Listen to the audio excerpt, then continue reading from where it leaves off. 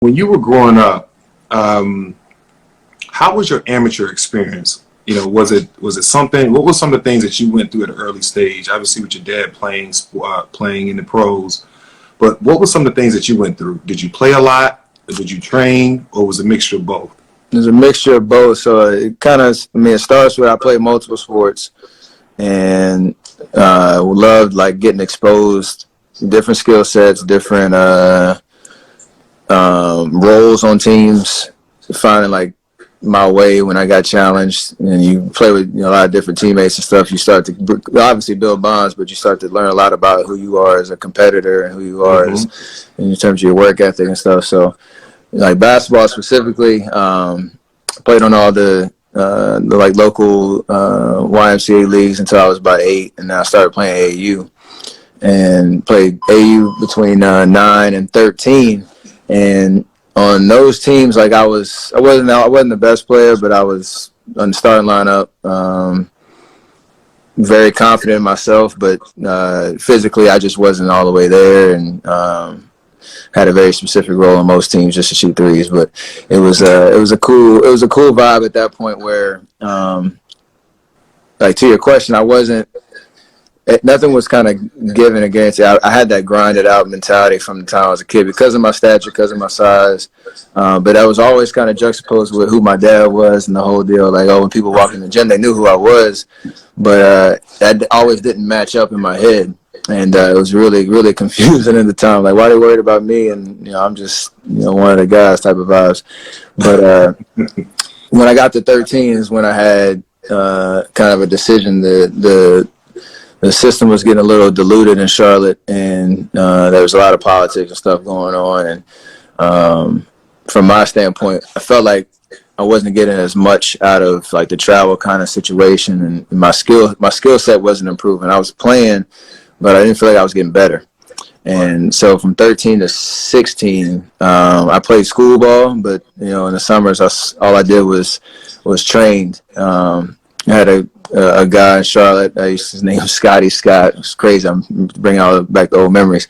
I remember him. He trained me like 4 times a week, and the rest of the time I go play pickup and stuff. But I never did the travel teams. Just trying to get stronger, get a little bit better, get my skill set right. And then when I knew around recruiting time, from 16 through the middle of my senior year of high school, that was when I could kind of get back in the circuits and get in the summer travel teams and AAU and hoop and play that way. So for me, that was the best thing for me because I thankfully had people around me. What was important at those different stages throughout my my development. And that's not the same. That's not the right. There's different routes for everybody, and trial and error is the best thing, man. So like for me, that was kind of part of the journey. And when I came back 16 through on, I felt like my skill set was ready to then show how much of a competitor I was and how much I wanted to win and be able to kind of spend those next 3 years trying to get a scholarship. Were you highly rated coming through school, or just? You see the shirt I got on? It said underrated, right? I think that's right. That's right. I forgot that's the reason why you did that. but it was more. I wanted to ask a question because, I get it why parents are so into rankings because it does bring value, but it's not all in and to a point where you got to feel like that's the only way that you can be who you are today, or anybody else that has success. Having success at the highest level. Could you talk a little bit about that? Yeah, I think you hit the nail on the head. It's just I wasn't highly touted. I was a 3-star recruit coming out. I was ranked 200. I forget. I looked it up a couple years ago. I was 200 something in my state, so I wasn't even like. Sorry, my class, it's the 200 in my class, but like going like that wasn't even a thing on my radar. Like when I got back on the circuit, I remember just one game after somebody coming up taking a picture. I'm like, yo, what's that for? And like, for this recruiting site, we got to rank everybody and all that. And that was the first and last time I actually really realized about it. But to your point, like it's not black and white, right? It's not. It doesn't all the way matter, and it does. Like there's some kind of gray in between of like understanding that your journey and your development, it may be something that you've had that momentum since you were 12, and everybody's talking about you, and no matter what gym you come into, they know about you. Or it could be, you know, you're a late bloomer like I was, where you're just looking for some opportunity. And for me, like, the biggest message is, that's easy for me to say, but if you're in it, like, it obviously it matters, right? Kids want to know, they're gonna look it up, and they want to see, and they want to have that kind of talking point, like, yo, I'm better than him because XYZ. But like, the confidence that I had when I walked in the gym was like I was the #1 recruit, and I feel like I could play with anybody. It didn't matter what my number was.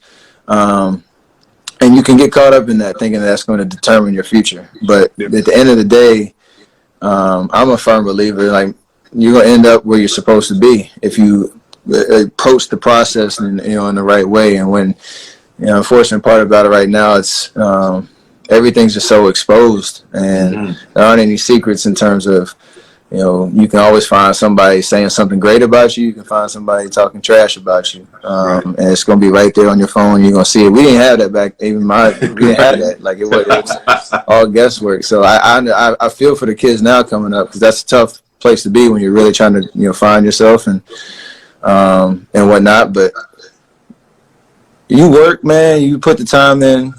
It may not look glamorous. It may not look pretty, but, you're going to pass the eye test when people come in the gym and watch you play and know that, okay, this dude, he is the guy, girl, they love to hoop. They love to win. It matters to them. And then that'll start to pick up steam. And next thing you know, you'll be right where you need to be. 100%, brother. I mean, again, you hit it right on the head. When it comes to people's level of, whatever your commitment is, whatever your goals is, you put your head down and you go after it, right? And everybody's development is different. I remember having to take dancing classes my freshman year because I couldn't play at all. I shot no footwork, no footwork, no nothing, bro. And to think about it now, I went from that to getting drafted. I was 6'1", going to 6'10" in the 4-month span. Didn't know how to play, to being drafted out of high school, 3 years later. Right. Again, it happens like that, but your focus has to be laser sharp. And, and that's what the parents got to just, remember when they're looking at Twitter or Instagram, somebody else getting something. Don't be persuaded because they're going through that. Just stay focused on what you're supposed to go through. Absolutely, man. How much of an influence did you always want to be pro? Or was it heavily influenced because your dad was pro? It was definitely influenced by him because I grew up going to games. I grew up in the locker room, meeting all his teammates.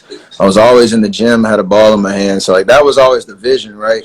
But it was never, until I was basically in high school, it was never like, all right, I'm going to do this, and this to make it there. I just love the game. And that sounds cheesy and corny and the whole deal, but, like, literally, that's facts. I was blessed that I actually just love to play basketball, right? Like, right. And I didn't really put that extra pressure on myself too soon to be like, all right, I actually got to enjoy being a kid, which was dope. So, like, for me, like, just being in the gym playing, like, obviously I got to see the highest level every day, and that definitely helped me. But I didn't rush it. And, really the best part about it was, like, nowadays, you got all the people doing, like, the YouTube videos showing their workouts and stuff, and, like, you get to see highlights of it. But I got to see, like, the work that those dudes put in on a daily at the highest level. And so, like, it almost makes you uncomfortable because, like, if you're thinking I'm 9, 10, 11, 12 years old and you see guys in the gym, you realize, like, they're driving these nice cars, they got these big houses, they got all this stuff, but they in here actually, like, grinding every day. Right. It was like I actually didn't think about it. It was a great message to me that, like, even at this highest level, they're still working like they don't have nothing. And that was cool for me because it gave me a sense of appreciation for the journey because, and like not taking for granted whatever level of basketball I got to play on. Because I'm saying if I can make it, if they've made it to that level and they're still putting the time in and don't feel like they got it made, like, man, what am I doing? Man, I'm telling you, what people don't realize too is that it's always somebody new coming into the league. Absolutely. Right, and so the consistency, no matter what you have, the consistency of what you got to bring to the table each and every day doesn't change. Pressure, man. 60 guys come in every year. Like, there's 60 jobs wide open. You got to maintain your position, and that's not even an every year. That's an every night thing too. Like, yeah. hey, that's why we try to tell people. I be trying to tell parents this all the time. Look, man, like, you want to see what you got now, right? You want to build the core and character of your kid now, like you're teaching them how to read, write, and multiply. In sports, this is the same thing. Put them in the fire because they're going to have to figure out a way to be consistent. You can't parent your way through this process. Mm-mm. You just can't. Like, either your kid's going to be good based on what they do, what they don't do, or they're not.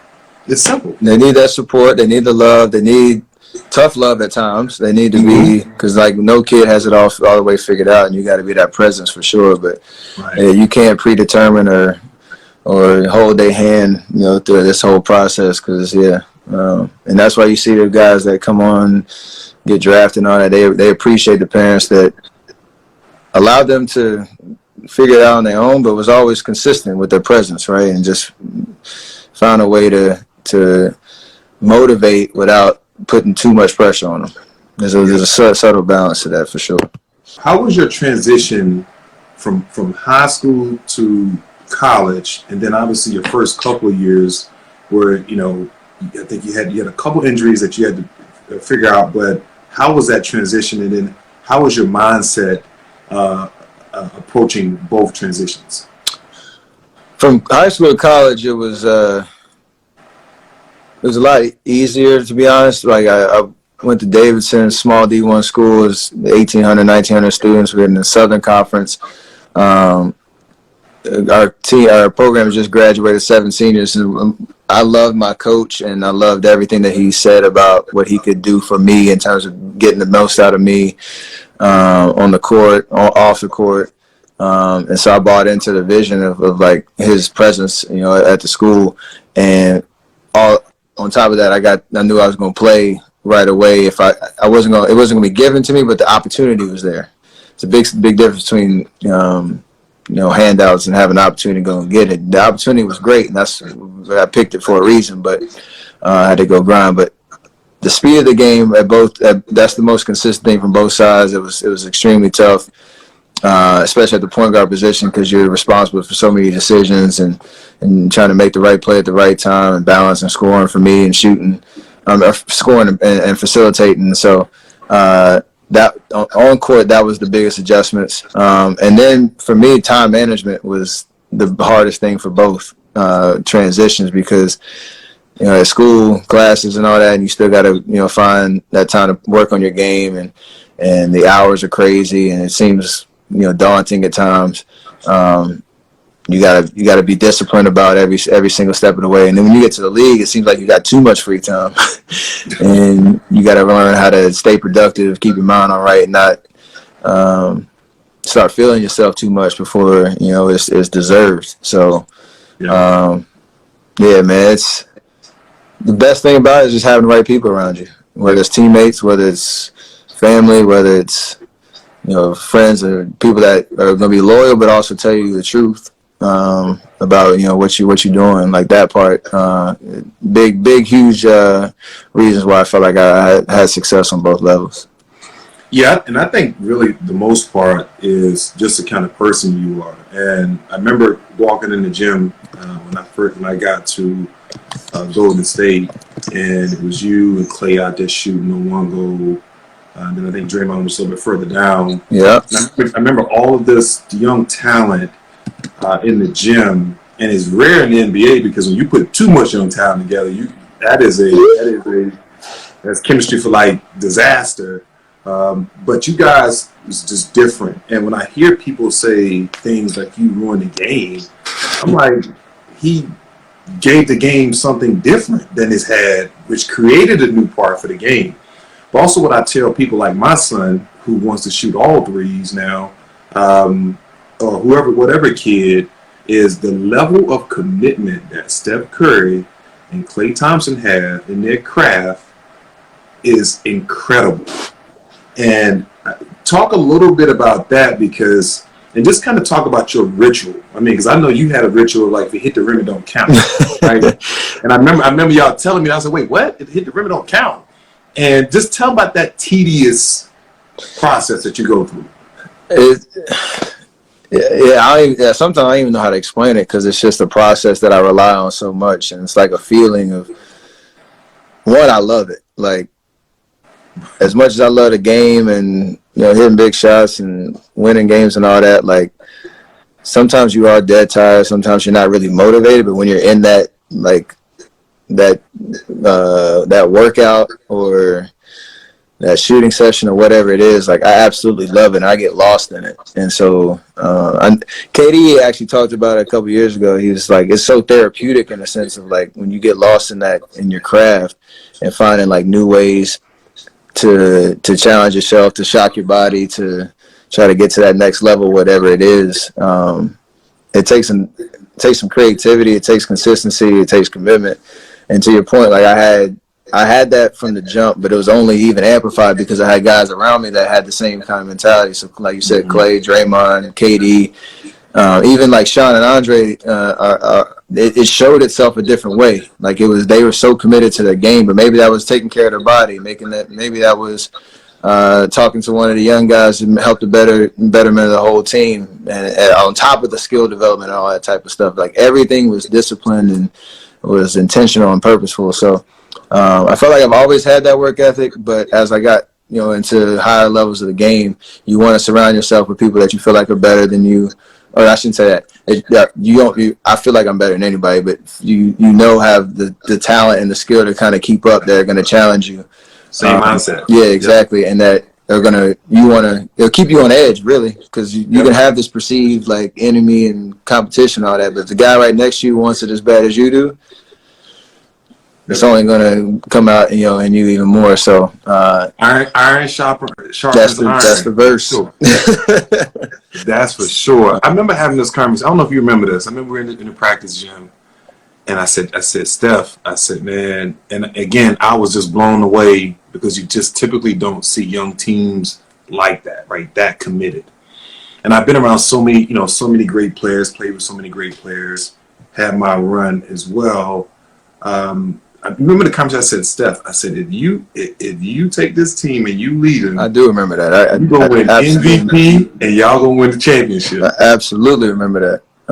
And I tell people all the time, that year the year before we had come off the Western Conference semis run to beating the Spurs, and then we came back and we took the Clippers. We were Game 7 in the first round, and like. It was a eye-opening experience for one to have a vet give me that vote of confidence, because I was still, like, honestly, at that point, I'm still figuring it out as a leader, as like the guys I gotta have to be on every single night at that level, and like the pressures and expectations that come with that. But like when you get you get people around you that can bring that out of you, can plant a little seed of something that is your job to kind of take that and make it into reality. Like that was the year that it all kind of clicked and changed, and not only the message for me, but like that what you said to me, and then I take that and kind of process it and show it by how I handle myself, the work that I put in, and all that becomes contagious for everybody else. And like whatever, you might not even say it personally to anybody else, but like you said, somebody take the reins for it and take it and run. That's what I tried to do, and I've had an amazing, journey being, with guys that see the best in me, and the way that I try to lead is try to bring the best out of everybody else. So it's pretty dope to see that come full circle. And now I'm sitting here 12 years or 11 years in, like trying to figure out it goes by fast too. And I'm gonna tell you, bro, when Steve Kerr got hired, he called me. I remember he had called me. I was outside at my house, and I knew mentally I couldn't do it anymore. But I remember having that conversation. I was like, man, I said they about to win this thing, because you guys were just you were hurt and you were angry about the loss. 2 straight years, and that level of talent going at the level that they were doing is just I knew it. I almost had like a tear in my eye, because when you won, I was like, damn, I probably should have went. I probably should have went back for another year. But I was like, all right, it wasn't meant for me. Hey, bro, I'll have you in the dock one day. I'll have you in there. I appreciate it. And we got about 3-4 minutes. 5 years, 5 finals. And then, obviously this year was a tough year, but I look at it as just a break. You guys needed a break physically. Talk quickly on that experience for both 5 years of, 3 championships in 5 years, and then having the year that you guys had last year, and kind of what you're looking for next year. Yeah, man, it's exciting times. Like you said, 5 years run. Couldn't imagine that would be, the situation. Forever grateful for the wins and the losses because it was an amazing experience. And like you said, we wanted to come in this year, prove a lot of people wrong. We had some roster turnover, a lot of young guys. Obviously, injuries happened. Now we're in the suspension, so it's kind of everybody's kind of in some uncertainty. But for us, big picture, like we know we're not done. Myself, Klay, Draymond, the core that's been here from day one. Like we're gonna do everything that we got in our power to. It's gonna look different. It's gonna have some new cast of characters that are gonna contribute at a high level. But the DNA and just the chemistry that us three have we're gonna be in good shape coming out of this, no matter how basketball looks, because it's kind of just wild talking about it, not even knowing when we're gonna play coming out of this virus. So I think I'm excited about it, just knowing that where we're at, what we've been through, with all the lessons that we've learned, knowing that we got a lot left in the tank. And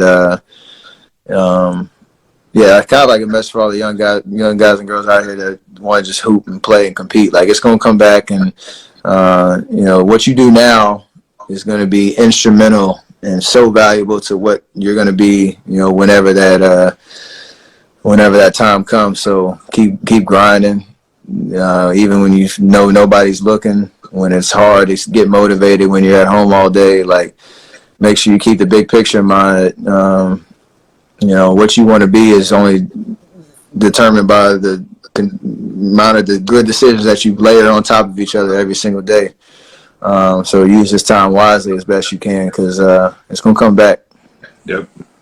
Well, Steph, man, I appreciate you, brother, man. You keep being who you are, which makes you, one of the greatest this world has ever seen.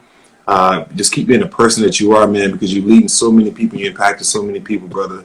And again, I appreciate you getting on and doing this. I appreciate you, Jay. All the best to you and your family. And we'll do it again soon, man. Yes, sir. All right. Tell everybody I said what's up. Yes, sir.